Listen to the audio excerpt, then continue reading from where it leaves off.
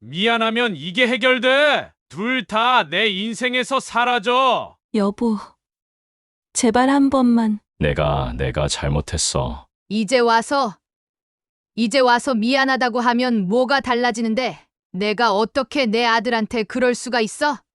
내 며느리한테 그럴 수가 있어? 이 미친 인간아. 순자야, 우리 평생을 함께 했잖아. 날 이렇게 버릴 거야? 안녕하세요. 사열라디오입니다. 구독과 좋아요는 영상 제작에 큰 힘이 됩니다. 이번 사연은 34세 김민수 씨와 그의 아내, 아버지에 관한 이야기입니다. 서울 외곽의 조용한 주택가. 붉은 벽돌로 지어진 2층짜리 단독 주택들이 줄지어 서 있는 곳이었습니다. 가로수는 계절에 따라 색을 바꾸었고 가끔 새들이 지저귀는 소리만이 고요한 거리를 가득 채웠습니다. 아침이면 사람들은 하나둘 집을 나서 출근을 했고 아이들은 유치원과 학교로 향했습니다. 저녁이면 가족들이 식탁에 둘러앉아 하루의 이야기를 나누며 따뜻한 식사를 했습니다. 크고 작은 사건들은 있었지만 이곳에 사는 사람들에게 일상은 대체로 평온하게 흘러가고 있었습니다. 이곳의 한 주택에서 김민수 씨와 그의 아내 이지혜 씨가 5살 배기 아들 태윤과 함께 살고 있었습니다. 그들의 가정은 겉보기에 누구보다 평온하고 행복한 모습이었습니다. 일요일 저녁 민수와 지혜 부부는 민수의 아버지 김영철과 어머니 박순자와 함께 집에서 가족 식사를 하고 있었습니다. 거실에 모여 앉아 테이블을 둘러싸고 있었고 식탁 위에는 순자가 정성껏 준비한 갈비찜과 잡채, 각종 반찬들이 푸짐하게 차려져 있었습니다. 태윤이는 자기 밥그릇을 두 손으로 붙잡고 있었다가 숟가락을 떨어뜨렸고 영철이 능숙하게 주워주며 말했습니다. 우리 태윤이가 이제 숟가락도 잘 드네. 할아버지가 도와줄게. 지혜는 미소를 지으며 말했습니다. 아버님, 태윤이랑 많이 놀아주셔서 그런가 봐요. 요즘 딸아 밥도 잘 먹고 말도 더 많아졌어요. 아버님은 자상하셔서 따르는 사람이 많았을 것 같아요. 순자가 그 말을 듣고는 눈을 가늘게 뜨며 남편을 쳐다보았습니다. 당연하지. 내 아버지가 젊었을 때부터 얼마나 인기가 많았는데 남자들도 세월이 지나도 기본적인 건 변하지 않더라니까. 젊을 때 잘생기고 멋있던 사람은 나이 들어도 어디 가서 빠지질 않아. 갑자기 화살이 자신에게로 향하자 영철은 민망한 듯 쯧쯧거리며 갈비를 집어들었습니다. 아이, 또 그 소리야? 뭐? 틀린 말 했어? 순자는 팔짱을 끼고 지혜를 바라보며 웃었습니다. 예, 지혜야.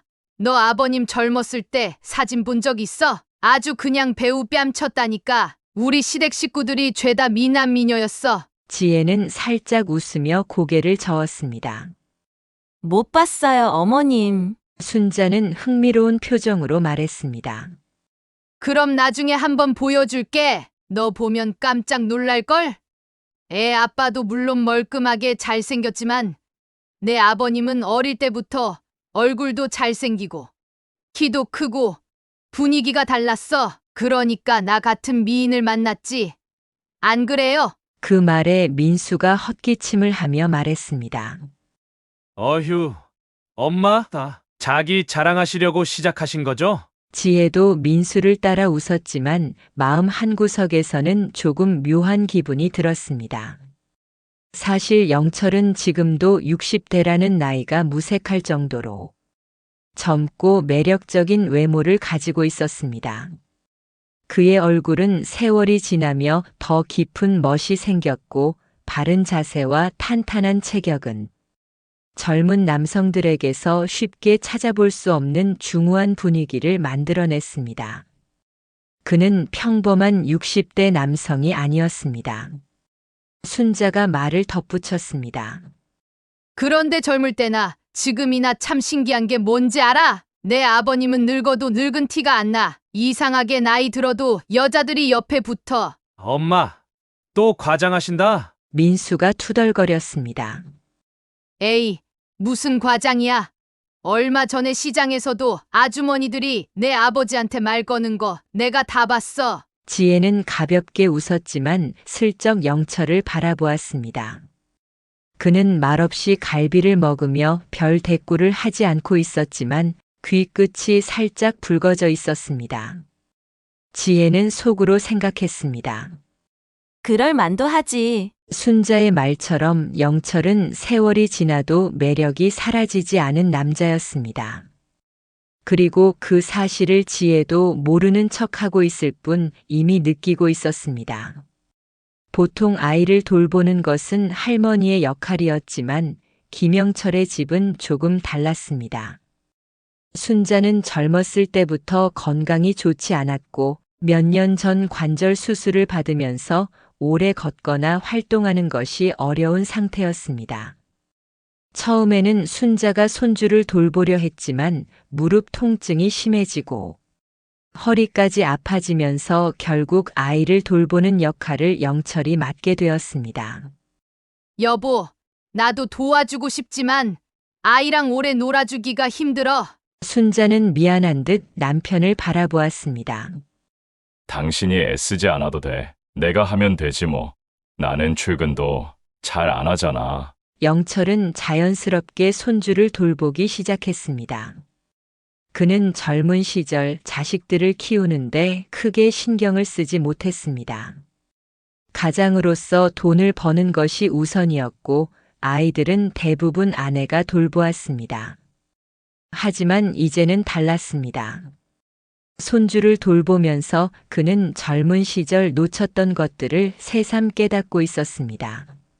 할아버지, 나랑 자동차 놀이해요. 그래. 우리 강아지 뭐 하고 싶어? 손주와 함께 시간을 보내는 것이 즐거웠고 그렇게 그는 손주를 돌보는 것이 자신의 역할이 되어가고 있었습니다. 오후 2시 태윤이가 낮잠에 깊이 빠져든 시간. 창문을 타고 들어오는 따뜻한 햇살이 거실을 부드럽게 감싸고 있었습니다. 집안은 조용했고 그 고요 속에서 지혜는 거실 테이블 위에 차를 내려놓고 있었습니다. 따뜻한 물에 우러나는 연한 녹차 향이 은은하게 퍼졌습니다. 소파에 앉아 TV를 보던 영철은 자연스럽게 지혜가 있는 방향으로 고개를 돌렸습니다. 차 마시려고? 네, 아버님도 한 잔 드릴까요? 그러지 내가 내려주는 차는 언제나 맛있더라. 영철은 천천히 일어나 지혜 맞은편에 앉았습니다. 지혜는 그의 앞에 찻잔을 내려놓고 살짝 웃었습니다. 에이, 제가 특별히 잘 내려서가 아니고 그냥 기분 탓이에요. 영철은 찻잔을 들어 한 모금 머금었습니다. 따뜻한 녹차가 목을 타고 부드럽게 넘어갔습니다. 기분도 중요하지. 짧고 단순한 대화였지만 두 사람 사이에는 오랜 세월 알고 지낸 사람들만이 가질 수 있는 편안함이 감돌고 있었습니다. 영철은 찻잔을 내려놓으며 지혜를 바라보았습니다. 너는 요즘 괜찮니? 지혜는 예상치 못한 질문에 찻잔을 쥔 손을 살짝 움찔했습니다. 네? 무슨 말씀이세요? 그냥 집에서 아이 보면서 지내는 게 힘들진 않은가 해서. 지혜는 잠시 말을 고르다가 애써 밝게 웃으며 대답했습니다. 괜찮아요. 물론 육아가 쉽진 않지만 태윤이랑 함께하는 시간이 즐거워요. 영철은 고개를 끄덕이며 조용히 그녀를 바라보았습니다. 그래도 가끔은 답답할 때도 있지 않나? 지혜는 순간 아무 말도 하지 못했습니다. 평소 누구에게도 말하지 않았던 감정이 어딘가에서 불쑥 튀어나오려는 것 같았습니다. 그러나 그녀는 애써 미소를 지으며 고개를 저었습니다. 아니에요. 아버님 저는 정말 괜찮아요. 영철은 그녀의 표정을 가만히 살펴보았습니다. 하지만 더 깊이 캐묻지는 않았습니다. 대신 찻잔을 한 번 더 들이켰습니다. 그래, 그렇다면 다행이지. 지혜는 어딘가 가슴이 답답해지는 느낌을 받았지만 그 감정을 스스로도 정확히 설명할 수 없었습니다. 하지만 모든 균열은 아주 작은 틈에서 시작되는 법이었습니다. 민수는 회사의 제안을 받고 난 뒤 한동안 깊은 고민에 빠졌습니다. 그는 대기업의 프로젝트 매니저로 근무하고 있었는데 최근 회사에서 중요한 프로젝트를 맡게 되면서 지방 근무가 불가피해졌습니다. 퇴근 후 집에 돌아와 그는 아내와 마주 앉아 조심스럽게 말을 꺼냈습니다. 지혜야, 나 출장 좀 다녀와야 할 것 같아. 지혜는 저녁 식사 준비를 하던 손을 멈추고 남편을 바라보았습니다. 출장이요. 얼마나요? 최소 2달, 길면 3달 정도 지방에서 상주하면서 프로젝트를 진행해야 할 것 같아. 지혜의 얼굴이 순간 굳어졌습니다. 물론 민수의 일이 바쁘다는 것은 알고 있었지만 이렇게 오랜 기간 집을 비우는 일은 처음이었기 때문이었습니다. 3달이나요? 회사에서 다른 대안을 찾아보려고 했는데 결국 내가 가는 게 가장 좋겠다고 결론이 났어. 민수는 지혜가 걱정할 것을 알기에 최대한 부드러운 목소리로 설명했습니다. 나도 너랑 태윤이 두고 가는 게 마음에 걸리지만 이번 프로젝트를 잘 끝내면 내 입지도 더 탄탄해질 거야. 승진에도 영향이 있을 테고. 지혜는 그의 말을 이해하면서도 마음이 편치 않았습니다. 당신 가면 나 혼자 태윤이 돌봐야 하잖아요. 너무 힘들 것 같은데. 민수는 그녀의 손을 잡으며 안심시키려 했습니다. 아버지가 자주 도와주실 거야. 지금도 태윤이랑 잘 놀아주시잖아. 지혜는 한숨을 쉬며 고개를 끄덕였습니다. 알겠어요. 당신도 어쩔 수 없는 거니까 하지만 매일 전화해야 해요. 그럼 당연하지. 우리 영상통화도 자주 하고. 그렇게 민수의 장기 출장은 결정되었습니다. 하지만 그 누구도 예상하지 못했습니다. 이 결정이 지혜의 삶을 서서히 흔들어 놓을 것이라는 사실을. 평소와 다를 것 없는 하루처럼 보였지만 집안 분위기는 사뭇 달랐습니다. 민수가 지방으로 장기 출장을 떠나기로 한 날이 다가오고 있었기 때문이었습니다. 출발 전날 밤 민수는 트렁크를 정리하며 아내를 바라보았습니다. 미안해, 나까지 집에 없으니까 내가 태윤이 혼자 돌봐야 해서. 괜찮아요. 어차피 아버님도 자주 도와주실 거잖아요. 지혜는 최대한 밝은 표정을 지으려 했습니다. 남편이 떠나는 것이 못내 아쉬웠지만 차마 그런 감정을 직접적으로 내비칠 수 없었습니다. 민수도 그것을 알고 있는 듯 그녀의 손을 조용히 잡았습니다. 그래도 힘들면 언제든 말해. 나 전화 항상 받을 수 있으니까. 지혜는 애써 미소를 지으며 그의 손을 부드럽게 놓았습니다.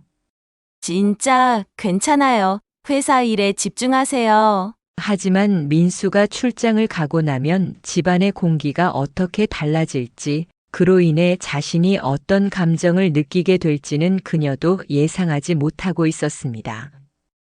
다음 날 민수는 아침 일찍 떠났고 지혜는 익숙한 듯 태윤의 아침을 챙기며 하루를 시작했습니다. 하지만 집안은 어딘가 허전했고 공기가 무겁게 느껴졌습니다. 태윤이 놀고 있는 동안 지혜는 멍하니 창밖을 바라보았습니다. 평소 같았으면 출근 준비로 바쁘게 움직였을 남편의 자리가 텅 비어 있다는 것이 실감이 나기 시작했습니다. 이렇게 몇 달을 보내야 하는 거구나. 그녀는 스스로를 다독이며 고개를 저었습니다. 괜찮아. 난 혼자가 아니니까. 하지만 그녀가 예상하지 못한 것은 곁에 남은 사람이 남편이 아니라 시아버지 김영철이라는 것이었습니다. 민수가 떠난 후 영철은 태윤을 돌보는 시간을 점점 늘려갔습니다. 우리 태윤이 오늘은 뭐하고 놀까? 태윤이 장난감을 손에 쥐고 뛰어다닐 때면 영철은 무릎을 꿇고 아이의 눈높이에 맞춰 놀아주었습니다. 지혜는 처음에는 시아버지가 손주와 시간을 보내는 것을 당연하게 생각했습니다.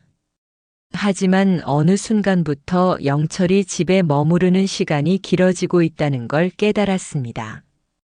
아버님, 오늘도 늦게까지 계실 거예요? 어느 저녁 지혜가 조심스럽게 물었습니다. 영철은 식탁에 앉아 차를 마시던 손을 멈추고 그녀를 바라보았습니다. 응. 그래. 태윤이 목욕도 시키고 재워놓고 갈 생각이었어. 항상 도와주셔서 감사한데 혹시 너무 무리하시는 건 아니세요? 지혜는 살짝 미안한 듯이 말했지만 영철은 오히려 부드럽게 웃으며 고개를 저었습니다. 아니다. 오히려 내 하루가 훨씬 의미 있어졌어. 집에 있으면 괜히 무료하잖아. 지혜는 고개를 끄덕였지만 어딘가 모르게 불편한 감정이 들었습니다.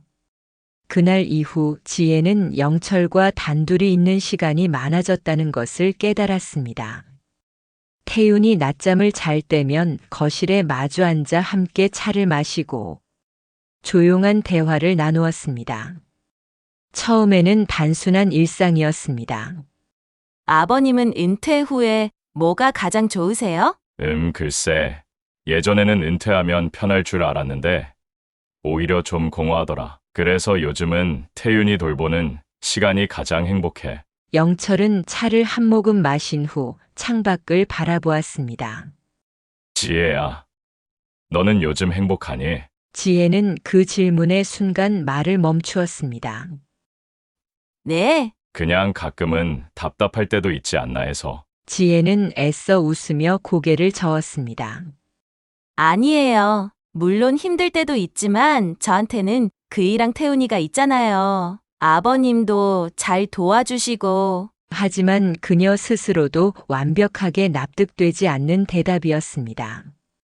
어느 날 저녁 태윤이 잠든 후 지혜는 부엌에서 컵을 꺼내다가 손을 헛디뎌 떨어뜨릴 뻔했습니다. 순간 영철이 빠르게 손을 뻗어 컵을 잡았습니다. 조심해. 그의 손이 지혜의 손등을 스치듯 감쌌습니다. 순간 그녀는 심장이 빠르게 뛰는 것을 느꼈습니다. 아, 감사합니다. 지혜는 서둘러 손을 빼며 뒷걸음질 쳤습니다. 영철도 무언가 당황한 듯 가만히 서 있었습니다. 그 짧은 순간이었지만 두 사람 사이의 공기는 확실히 달라졌습니다. 그날 이후 지혜는 자꾸만 영철의 시선을 의식하게 되었습니다. 그가 부드럽게 웃을 때, 태윤을 안고 있을 때, 심지어 아무 말 없이 차를 마실 때조차 지혜는 이런 자신의 감정이 불편했습니다. 시아버지와 며느리 사이에 이런 감정이 싹 트는 것이 옳지 않다는 것을 알고 있었습니다. 하지만 이상하게도 영철과 함께 있는 시간이 편안하면서도 어딘가 설레는 기분이 들었습니다. 어느 날 지혜가 집에서 청소를 하던 중 허리를 삐끗했습니다. 아, 그녀는 소파에 주저앉으며 허리를 움켜쥐었습니다. 그때 영철이 다가와 조심스럽게 물었습니다. 괜찮아? 어디 아파? 괜찮아요. 그냥 허리가 좀. 영철은 잠시 고민하다가 그녀 앞에 앉았습니다. 이리 와봐. 내가 마사지 좀 해줄게. 지혜는 순간 머뭇거렸지만 허리 통증이 심해지자 결국 등을 돌렸습니다. 영철의 손이 허리를 천천히 눌러주자 지혜는 자신도 모르게 한숨을 내쉬었습니다. 그의 손길은 조심스러우면서도 따뜻했습니다. 이건 그냥 시아버지가 며느리를 도와주는 것뿐이야. 지혜는 그렇게 스스로를 다독였지만 어딘가 모르게 숨이 가빠지는 기분이 들었습니다. 그리고 그 순간 영철도 그녀를 바라보고 있었습니다. 둘 사이에는 설명할 수 없는 긴장감이 흘렀습니다. 그날 이후 두 사람은 서로를 바라보는 시간이 점점 길어지고 있었습니다. 아주 작은 균열이 서서히 커지고 있었습니다. 지혜는 남편 없이 생활하는 것이 어느 정도 익숙해지고 있었습니다.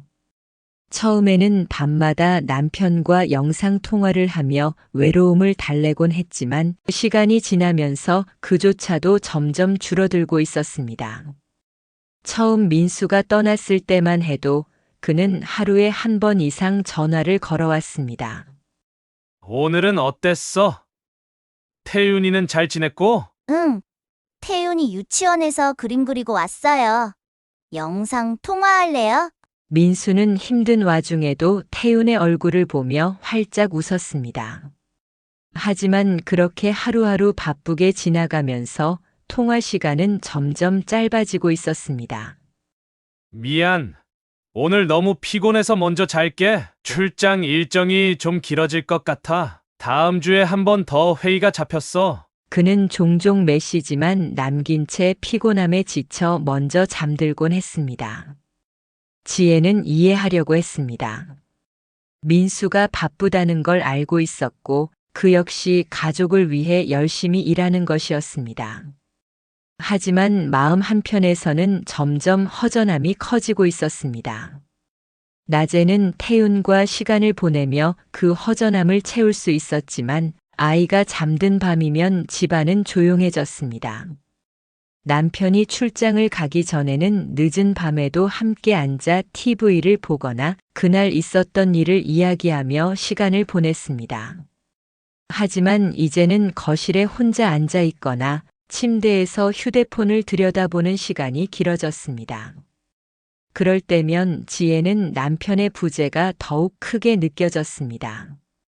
김영철은 원래 손주를 자주 보러 오는 편이었습니다.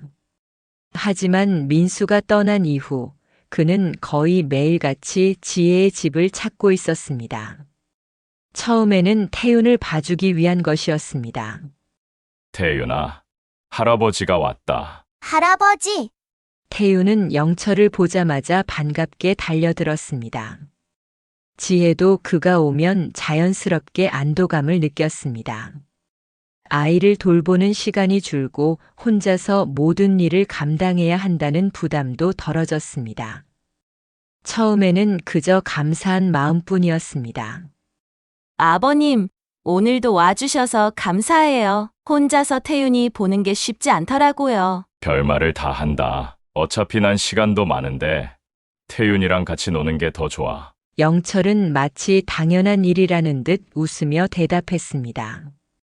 그는 태윤과 블록놀이를 하거나 함께 공원에 나가 산책을 하곤 했습니다. 하지만 어느 순간부터 영철이 집에 머무는 시간이 점점 길어지고 있었습니다.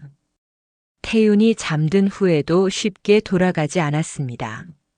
오늘 저녁도 같이 먹고 가실 거예요? 지혜가 그렇게 말하면 영철은 대수롭지 않게 고개를 끄덕였습니다. 그럴까? 마침 이 시간에 집면 가도 혼자 밥 먹어야 하니까. 그렇게 자연스럽게 두 사람이 함께 저녁을 먹는 날이 많아졌습니다. 식사 후에도 그는 쉽게 자리에서 일어나지 않았습니다. 차 한잔 하실래요? 지혜가 물으면 그는 잠시 망설이다가도 맞은편에 앉았습니다. 둘만 남은 거실에서 차를 마시며 조용한 대화를 나누는 것이 점점 익숙해지고 있었습니다. 어느 날 저녁 태윤이 잠든 후에도 영철은 쉽게 돌아가려 하지 않았습니다. 아버님, 오늘 피곤하시지 않으세요? 지혜가 조심스럽게 묻자 영철은 웃으며 고개를 저었습니다. 괜찮아. 사실 집에 가면 너무 조용해서 오히려 심심하더라고. 지혜는 순간 가슴이 두근거렸습니다. 나도 그런데. 그녀는 그 말을 입 밖에 내지 않았습니다. 하지만 이상하게도 영철과 함께 있는 이 시간이 점점 편안하게 느껴지고 있었습니다. 그리고 그것이 단순한 가족 간의 정 때문만은 아니라는 걸 지혜는 서서히 깨닫고 있었습니다. 처음에는 손주를 봐주러 오는 것이었지만 어느새 자연스럽게 지혜와 단둘이 보내는 시간이 많아지고 있었습니다. 지혜야, 나 김치찌개 끓이는 거 좀 배워보고 싶은데 괜찮겠니? 어느 날 저녁 영철은 식탁에 앉아 지혜가 요리를 하는 모습을 바라보며 말했습니다. 아버님이요? 응, 혼자 있을 때 밥이라도 제대로 챙겨 먹으려면 배워야 할 것 같아서. 지혜는 웃으며 냄비에 국자를 휘젓고 있었습니다. 별거 없어요. 대충 이 정도 간을 맞추면 돼요. 영철은 그녀의 옆으로 다가와 냄비를 들여다보았습니다. 이 정도인가? 그의 손이 자연스럽게 지혜의 손등을 스치며 국자를 건넸습니다. 짧은 순간이었지만 지혜는 이유 모를 긴장감을 느꼈습니다. 네, 그렇게 하시면 돼요. 지혜는 아무렇지 않은 척 했지만 괜히 시선이 흔들렸습니다. 영철 역시 아무 말 없이 고개를 끄덕였습니다. 며칠 후 태윤이 낮잠을 자고 있을 때였습니다. 지혜는 거실에서 책을 읽고 있었고 영철은 TV를 보고 있었습니다. 조용한 공기가 흐르던 중 영철이 갑자기 말했습니다. 지혜야, 네, 아버님. 그녀가 고개를 들자 영철은 진지한 눈빛으로 그녀를 바라보고 있었습니다. 너 요즘 몸은 어떠니? 지혜는 순간 말을 잃었습니다. 네? 무슨 말씀이세요? 그냥 민수가 집을 오래 비우니까 내가 힘들어 보일 때가 있어서. 그 말에 지혜는 애써 웃었습니다. 아니에요. 괜찮아요. 아버님이 도와주셔서 항상 감사하게 생각하고 있어요. 하지만 영철은 그녀의 눈을 가만히 바라보며 말했습니다. 괜찮지 않아 보여서 하는 말이야. 지혜는 순간 심장이 철렁 내려앉는 기분이 들었습니다. 자신이 언제부터인가 외로움을 티내고 있었던 걸까? 아버님, 저는 정말 괜찮아요. 그녀는 그렇게 말하며 시선을 피했지만 영철은 한동안 말없이 그녀를 바라보고 있었습니다. 어느 날 비가 내리던 밤이었습니다.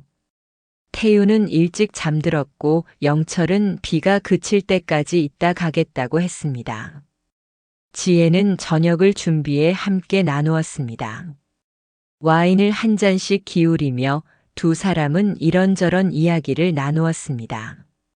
아버님은 어머님이랑 결혼하셨을 때 어땠어요? 지혜가 조심스럽게 묻자 영철은 잠시 생각하다가 씁쓸한 미소를 지었습니다. 그땐 뭐 정신없이 살았지. 책임져야 할 가족이 있으니까 사랑이 뭐고 행복이 뭔지 제대로 생각할 겨를도 없이. 지혜는 그의 얼굴을 바라보았습니다. 나이가 들었어도 그는 여전히 강한 존재감이 있었습니다. 지혜야, 영철이 그녀의 이름을 불렀습니다. 네, 아버님. 너는 행복하니? 그 질문에 지혜는 순간 멈칫했습니다. 저는 그녀는 말을 잇지 못했습니다. 순간 거실 창문에 빗방울이 부딪히는 소리만이 울렸습니다. 그리고 영철이 천천히 손을 뻗어 지혜의 손등을 감쌌습니다. 지혜는 반사적으로 움찔했지만 그의 손을 뿌리치지 않았습니다. 이건 아니죠. 그녀는 힘겹게 속삭였습니다. 영철은 그녀의 손을 꼭 쥔 채 가만히 있었습니다. 그래, 아니지. 그는 그렇게 말하면서도 손을 놓지 않았습니다. 그날 밤 두 사람 사이에 선이 무너졌습니다. 그 이후로 두 사람은 서로를 바라보는 시간이 점점 길어졌습니다. 지혜는 이를 외면하려 했지만 어느새 영철과 함께 있는 시간이 익숙해지고 있었습니다. 태윤이 낮잠을 잘 때면 거실에서 마주 앉아 차를 마시는 시간이 길어졌습니다. 오늘은 태윤이가 일찍 자서 조용하네. 영철이 중얼거리듯 말했습니다. 지혜는 찻잔을 내려놓으며 고개를 끄덕였습니다. 네, 그러네요. 짧은 대화였지만 공기 속에 흐르는 감정은 분명했습니다. 그러던 어느 날 지혜는 거울 속에서 변해버린 자신의 모습을 보았습니다. 그녀는 분명 같은 집에 살고 있었고 같은 일상을 보내고 있었지만 더 이상 예전의 지혜가 아니었습니다. 그리고 영철 역시 변하고 있었습니다. 그는 예전처럼 아무렇지 않게 행동했지만 지혜는 그가 자신을 바라보는 시선이 달라졌음을 알고 있었습니다. 그들의 관계는 이제 돌이킬 수 없는 지점에 가까워지고 있었습니다. 그리고 그것이 어떤 결말을 맞이할지는 아무도 알 수 없었습니다. 지혜는 남편이 없는 일상에 점점 익숙해지고 있었습니다. 처음에는 밤마다 민수와 영상 통화를 하며 하루를 마무리했지만 시간이 지나면서 그마저도 줄어들었습니다. 오늘 너무 피곤해서 먼저 잘게. 민수가 짧은 메시지만 남기는 날이 많아졌고 지혜는 더 이상 그것에 서운함을 느끼지도 않았습니다. 오히려 그런 밤이면 거실에서 영철과 함께 앉아 차를 마시거나 가벼운 대화를 나누는 것이 자연스럽게 자리 잡아가고 있었습니다. 그리고 언제부터인가 두 사람 사이에는 말로 설명할 수 없는 긴장감이 흐르기 시작했습니다. 어느 날 저녁 태윤이 잠든 후 지혜는 부엌에서 접시를 정리하고 있었습니다. 영철은 소파에 앉아 TV를 보고 있었고 집안은 적막했습니다. 그러다 갑자기 손에서 미끄러진 접시가 바닥으로 떨어질 뻔했습니다. 조심해. 영철이 다급히 다가와 그녀의 손목을 잡았습니다. 짧은 순간이었지만 그의 손길이 지혜의 피부에 닿는 느낌이 또렷했습니다. 지혜는 순간 얼어붙었고 영철 역시 손을 떼지 않은 채 그녀를 바라보고 있었습니다. 그의 눈빛 속에는 혼란스러움과 동시에 어떤 억누른 감정이 숨어 있는 듯 했습니다. 아버님, 지혜는 어렵게 입을 열었지만 그녀 스스로도 무슨 말을 해야 할지 알 수 없었습니다. 영철은 천천히 손을 놓으며 한숨을 내쉬었습니다. 미안하다. 내가 너무 가까이 있었지. 하지만 지혜는 그것이 단순한 실수나 우연이 아니라는 걸 알고 있었습니다. 그리고 그녀 역시 그 순간 자신의 가슴이 빠르게 뛰고 있음을 깨달았습니다. 그날 밤 지혜는 쉽게 잠들지 못했습니다. 그날 이후 두 사람은 서로를 피하려 했습니다. 그러나 이상하게도 서로를 피하려 하면 할수록 더욱 신경이 쓰였습니다. 지혜는 민수와의 통화 중에도 자신이 딴 생각을 하고 있다는 사실을 깨닫고 스스로에게 놀랐습니다. 지혜야, 듣고 있어? 아, 응. 미안해. 무슨 말 했어? 민수는 피곤한 기색을 숨기지 않으며 말을 이었습니다. 그냥 다음 주엔 좀 더 바빠질 것 같다고. 요즘 나 없이 힘들지? 지혜는 순간 멈칫했지만 곧 미소를 띠며 대답했습니다. 아니야. 아버님이 많이 도와주셔서 괜찮아. 그 말은 거짓말이 아니었습니다.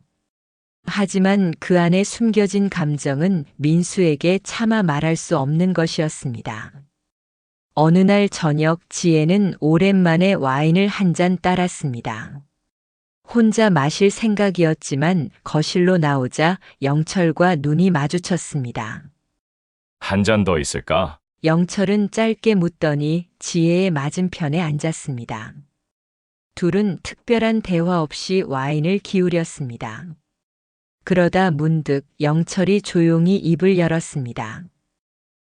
지혜야, 네, 아버님. 나 요즘 이상해. 그 말에 지혜는 조용히 잔을 내려놓았습니다. 그녀는 아무 말도 하지 않았지만 그녀 역시 같은 감정을 느끼고 있었습니다. 서로가 말하지 않아도 알고 있었습니다. 이 감정이 위험하다는 것을. 하지만 멈출 수 없다는 것도. 며칠 후 영철이 집에 왔을 때였습니다. 아버님, 오늘 저녁도 드시고 가세요. 그래, 그럴까? 태윤이 놀다가 먼저 잠이 들었고 어느새 거실에는 두 사람만 남아 있었습니다. 조용한 공간 속에서 지혜는 괜히 식탁 위의 빈잔을 만지작거렸습니다. 그때 영철이 천천히 손을 뻗어 그녀의 손등을 감쌌습니다. 지혜야, 그녀는 숨을 삼키며 고개를 들었습니다.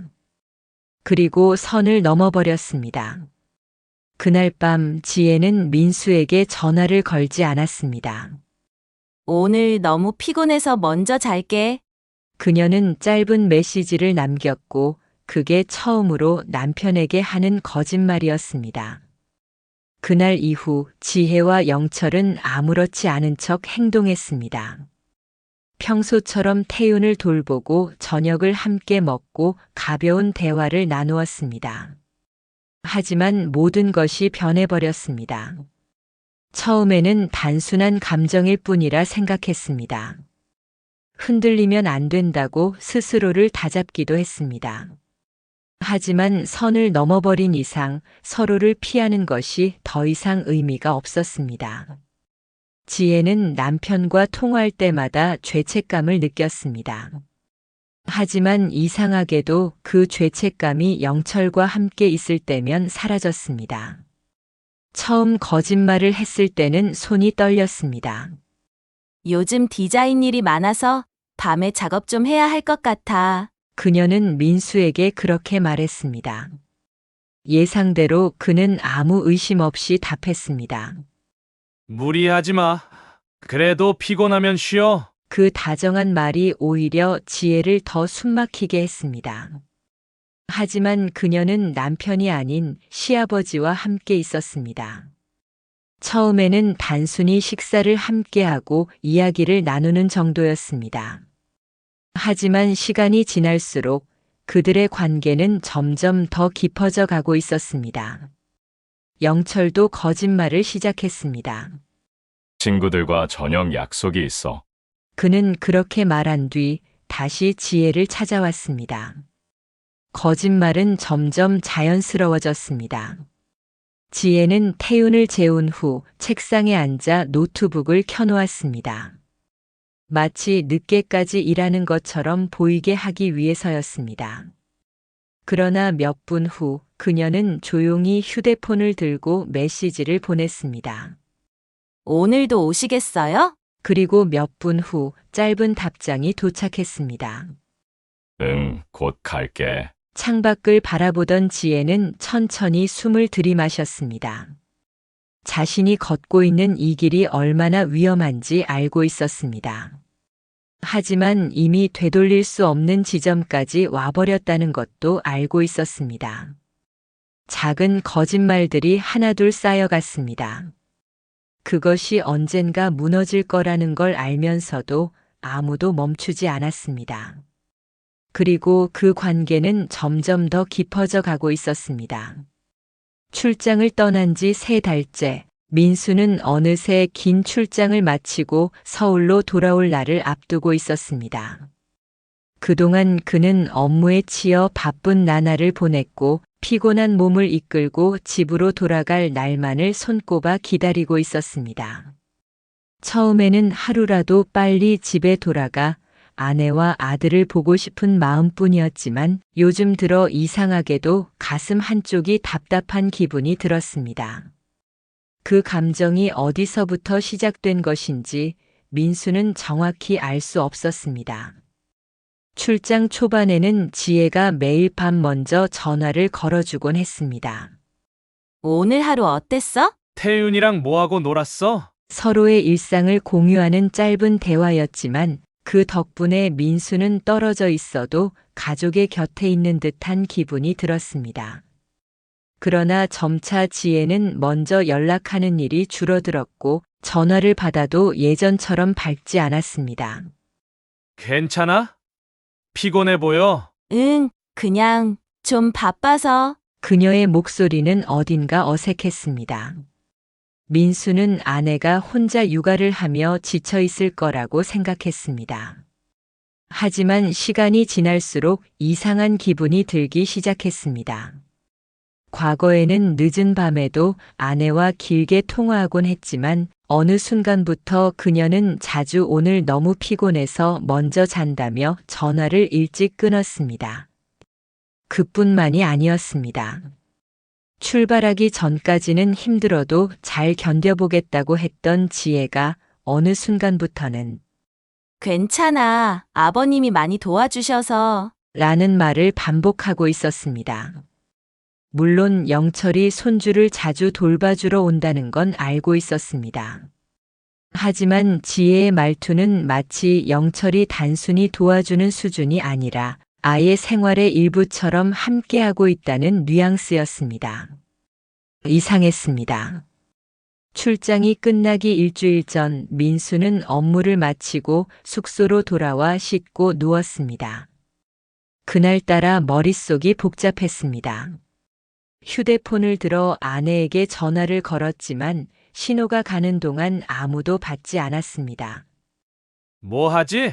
평소 같았으면 다시 걸었겠지만 이번에는 그냥 기다려보기로 했습니다.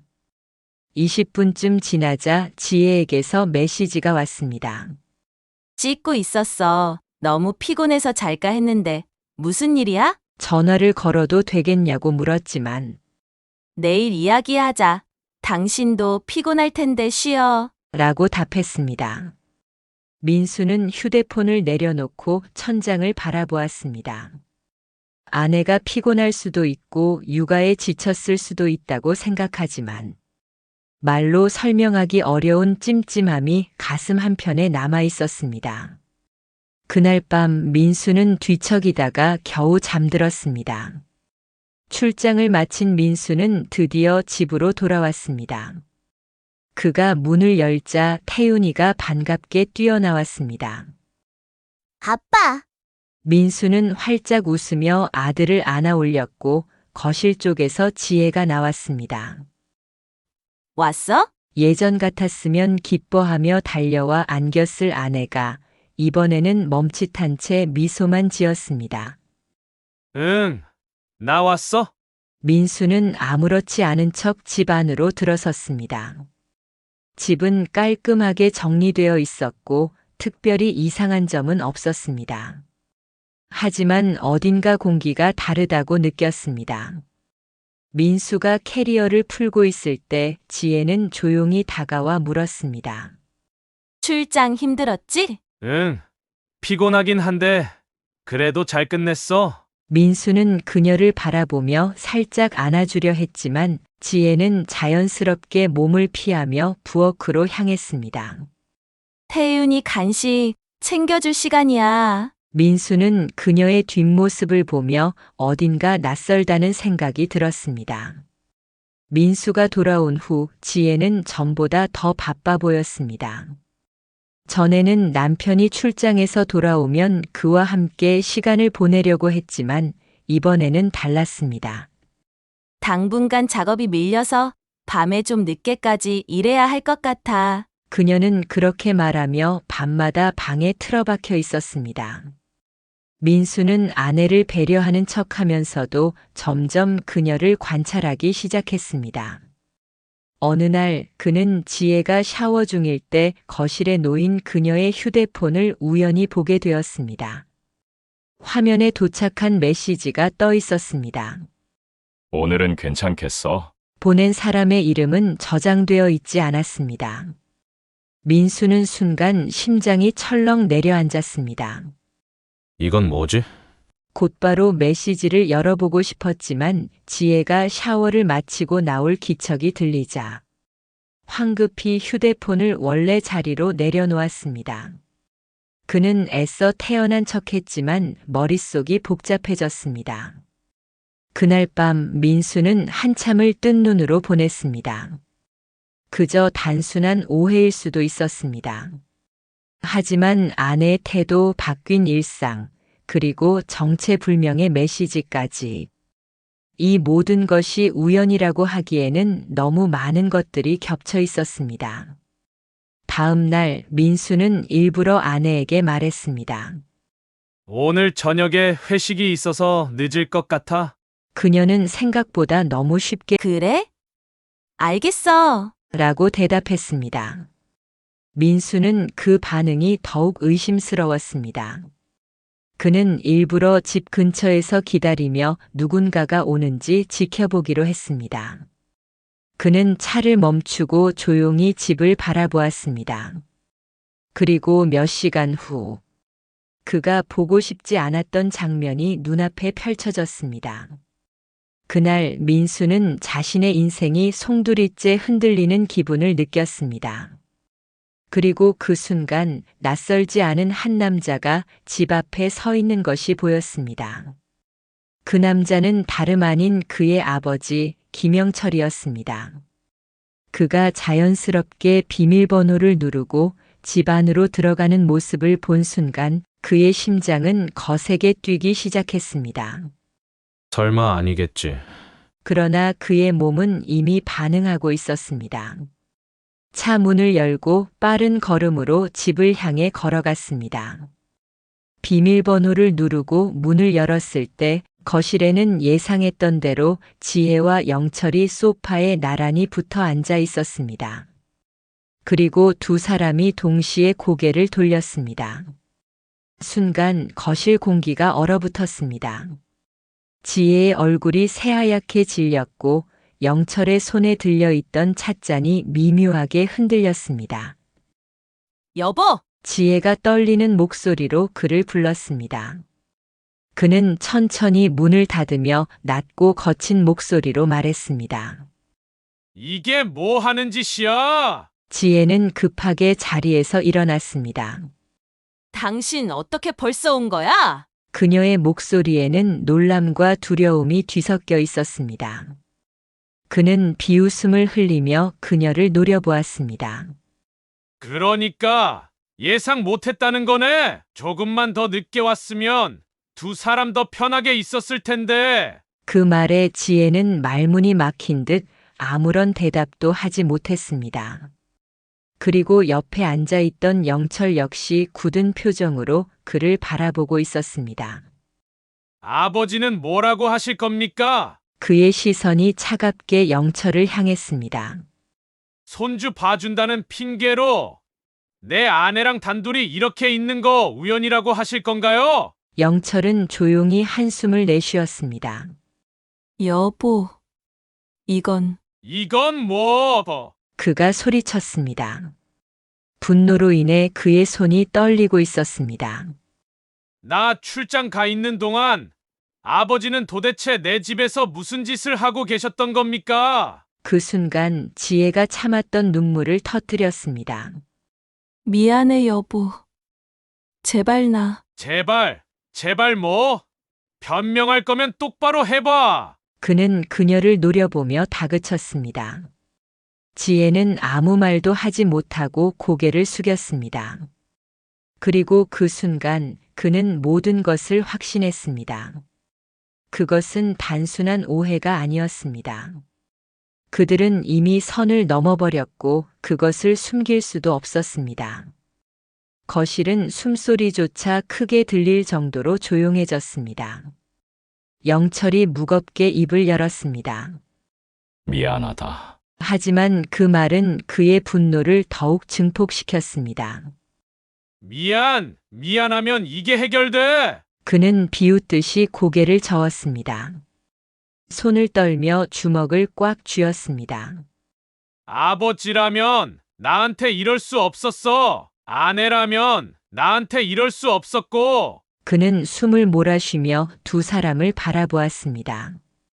둘 다 내 인생에서 사라져. 그 말에 지혜가 눈을 크게 뜨고 그의 팔을 붙잡았습니다. 여보, 제발 한 번만. 하지만 그는 단호하게 그녀의 손을 뿌리쳤습니다. 그리고 영철을 향해 마지막 말을 던졌습니다. 아버지 같은 사람, 내 인생에서 더 이상 보고 싶지 않습니다. 그렇게 말한 뒤 그는 등을 돌리고 거실을 나섰습니다. 지혜는 그를 붙잡으려 했지만 이미 늦었습니다. 문이 쾅 닫히며 가족은 완전히 무너졌습니다. 문이 닫히는 소리가 거실에 울려 퍼졌습니다. 그 순간 모든 것이 끝나버렸다는 걸 지혜도 영철도 깨닫고 있었습니다. 여보, 지혜는 얼어붙은 채 멍하니 문을 바라보았습니다. 한 걸음이라도 따라 나서야 했지만 다리는 꿈쩍도 하지 않았습니다. 둘 다 내 인생에서 사라져. 민수의 마지막 말이 머릿속에서 맴돌고 있었습니다. 그녀의 곁에서 영철은 깊은 한숨을 내쉬며 소파에 주저앉았습니다. 이제 다 끝났네. 지혜는 그를 바라보며 속삭였습니다. 우리 어떻게 해야 하죠? 하지만 영철은 더 이상 그녀의 손을 잡아줄 수도 따뜻한 말을 건넬 수도 없었습니다. 이제 남은 것은 파국뿐이었습니다. 그날 이후 민수는 단 한 번도 집으로 돌아오지 않았습니다. 그는 짐을 챙겨 어머니가 있는 곳으로 향했습니다. 박순자는 문을 열자마자 사색이 된 아들의 얼굴을 보고 깜짝 놀랐습니다. 민수야, 무슨 일이야? 민수는 자초지종을 이야기했고 순자는 아무 말 없이 아들을 끌어안았습니다. 민수는 아무런 감정도 느낄 수 없었습니다. 분노도 슬픔도 허무함도. 그저 머릿속이 하얗게 비어있는 기분이었습니다. 엄마, 나 그냥 다 끝낸다고 생각할래? 그렇게 민수는 다시는 뒤를 돌아보지 않겠다고 다짐했습니다. 며칠 후 민수는 변호사를 찾았습니다. 이혼 소송 진행해 주세요. 가능한 빨리. 변호사는 차분한 목소리로 물었습니다. 상대방이 이혼을 거부할 경우 조정 기간이 필요할 수도 있습니다. 그래도 괜찮으신가요? 아니요, 확실한 증거가 있습니다. 민수는 휴대폰을 꺼내 영철이 지혜와 함께 있는 사진과 자신이 직접 목격한 사실을 담은 기록들을 보여주었습니다. 변호사는 서류를 살펴보며 고개를 끄덕였습니다. 이 정도면 유책 배우자로서 충분히 인정될 겁니다. 위자료 청구까지 진행하시겠습니까? 당연하죠. 아버지에게도, 아내에게도요. 민수의 눈빛은 단단하게 빛났습니다. 둘 다 내 인생에서 완전히 정리할 겁니다. 며칠 후 지혜는 변호사 사무실에서 날아온 이혼 소장을 받고 손이 덜덜 떨렸습니다. 아니야. 아직 기회가 있을 거야. 그녀는 간절한 마음으로 민수에게 전화를 걸었습니다. 그러나 상대방은 받지 않았습니다. 메시지를 보내도 답장은 오지 않았습니다. 그리고 얼마 후 법원에서 정식으로 소송 일정이 잡혔다는 통보를 받았습니다. 그제야 그녀는 민수가 단순한 감정적 대응이 아니라 정말로 끝낼 준비를 하고 있다는 것을 깨달았습니다. 안 돼. 안 돼. 그녀는 주저앉아 눈물을 흘렸습니다. 그 순간 한 가지 생각이 떠올랐습니다. 태윤이를 이용하면 혹시 민수 씨가 마음을 바꿀지도 몰라. 지혜는 태윤을 데리고 민수가 있는 곳을 찾아갔습니다. 어머니 집 앞에서 벨을 누르자 문이 열렸습니다. 민수는 무표정하게 그녀를 바라보았습니다. 뭐 하러 왔어? 지혜는 태윤을 꼭 안으며 눈물을 흘렸습니다. 여보. 우리 태윤이 봐봐. 이 아이한테 아빠가 필요해. 우리 다시 생각해 보면 안 돼? 하지만 민수는 단호했습니다. 태윤이는 내가 잘 키울 거야. 너 같은 엄마 밑에서 자라게 할 생각 없어. 그 말에 지혜는 충격을 받았습니다. 뭐? 넌 이미 엄마로서, 아내로서 모든 걸 망쳤어. 이혼뿐만 아니라 태윤이 양육권도 내가 가질 거야. 지혜는 당황하며 고개를 저었습니다. 그건 안 돼. 태윤이는 나랑 있어야 해. 법원에서 결정하겠지? 민수는 그녀를 차갑게 밀어내며 문을 닫았습니다. 그녀의 마지막 희망이 산산조각 나는 순간이었습니다. 민수가 모든 걸 폭로하고 떠난 뒤 영철의 살도 하루아침에 완전히 무너져 내렸습니다. 그는 한순간에 가족을 잃었고 자신이 쌓아온 모든 것이 와르르 무너지는 걸 그저 바라볼 수밖에 없었습니다. 처음엔 현실을 받아들이지 못했습니다. 시간이 지나면 민수도 아내도 나를 용서해 주겠지. 그렇게 생각했지만 그것은 철저한 착각이었습니다. 아들은 등을 돌렸고 아내는 분노했으며 손주는 더 이상 그를 따르지 않았습니다. 그리고 그것은 단순히 가족 간의 관계에서 끝나는 문제가 아니었습니다. 사건이 터진 후 소리 없는 소문은 빠르게 퍼져나갔습니다. 그는 기업의 사회이사였고 주변 사람들은 그의 가족 이야기를 익히 알고 있었습니다. 그리고 결국 회사에서도 그의 추문이 알려지기 시작했습니다. 처음에는 몇몇 동료들의 수군거림이 들려왔습니다. 그렇게 시작된 소문은 점점 더 커져갔고 마침내 회사의 경영진들까지도 그의 문제를 알게 되었습니다. 어느 날 그는 대표이사에게 불려갔습니다. 김 이사, 요즘 좋지 않은 소문이 회사에 돌고 있습니다. 그는 애써 태연한 척하며 물었습니다.